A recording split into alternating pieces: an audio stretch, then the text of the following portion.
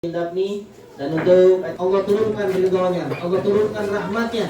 Apa yang menjadi harapan, apa yang menjadi niat, apa yang menjadi maksud, semoga Allah kabulkan. Al-Fatihah dunia annallaha yuballigh maqasidana ala hadiniya wa likulli niyatin shalihah.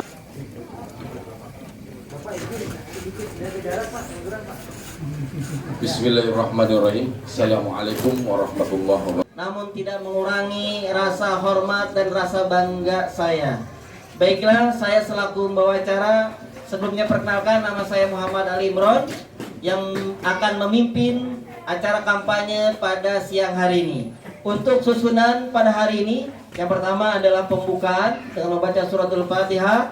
Untuk acara yang kedua adalah sambutan-sambutan. Mengawali sambutan pertama nanti akan disampaikan oleh Sohibul Bait atau Ustadz Firdaus.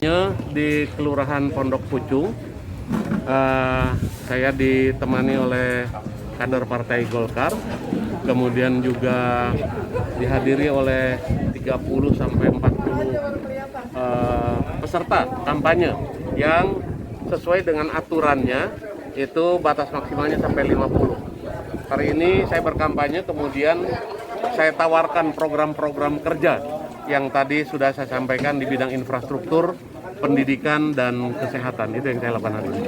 Jadi dalam tanda kutip bisa dibilang untuk mengentaskan kesenjangan Pak, karena kan bisa dibilang Tangsel ada yang memang sangat mewah gitu Pak dengan banyaknya pengembang swasta. Iya, memang salah satu programnya untuk mengimbangi tahap itu adalah dengan kampung membangun namanya. Jadi di situ diintervensi sekalian penciptaan lapangan kerja, peningkatan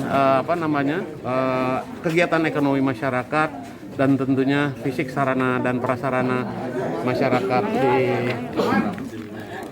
Bu, lagi yang saya lakukan. Pak, ini kan di masa kampanye Bapak ini bertepatan dengan Hari Kesaktian Pancasila nih Pak. Iya Pak. Untuk memberikan kesadaran kepada masyarakat Pak terkait dengan Hari Kesaktian Pancasila Pak, bagaimana nih Pak? Betul, tadi saya sampaikan secara internal kepada Pak tuan rumah dan penyelenggara kampanye ini untuk cara kita memperingati Hari Kesaktian Pancasila, cara kita menghormati pahlawan-pahlawan bangsa kita adalah dengan mematuhi protokol kesehatan.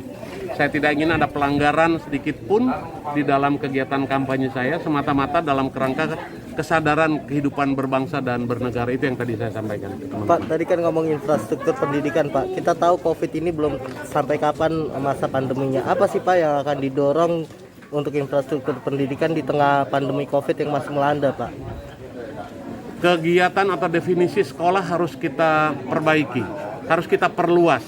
Sekolah bukan saja dalam satu gedung sekolah kelas SD untuk kelas 1 sampai 6, kemudian SMP kelas 1 sampai kelas 3, tetapi di luar itu sarana pendidikan, kegiatan belajar mengajar juga harus menjadi sebuah proses ya, pendidikan yang nanti ujungnya pemerintah akan mengeluarkan sertifikat, ijazah atau apapun.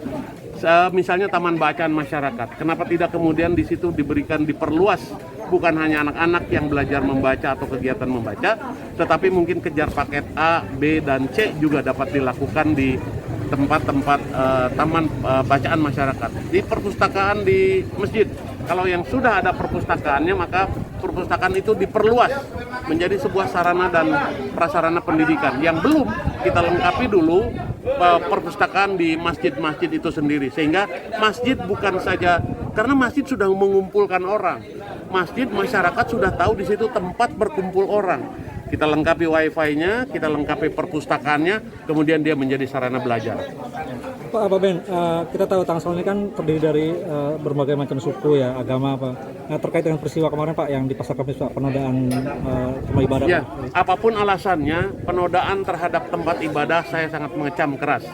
Tempat ibadah adalah tempat yang sebaiknya dan seharusnya kita hanya berkontemplasi dengan Sang Maha Pencipta. Tidak ada ungkapan perasaan yang melebihi cinta kita kepada Allah. Oleh karena itu saya mengecam keras apapun alasannya.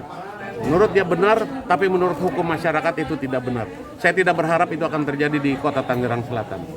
Tadi menghormati pahlawan tapi dengan cara mematuhi protokol kesehatan. Itu kan dengan kontekstual saat ini gitu ya. Di elaborasi lagi seperti apa? Iya, jadi kalau dulu pahlawan kita mengorbankan nyawa untuk menegakkan kemerdekaan, mengusir penjajah, berperang melawan penjajah.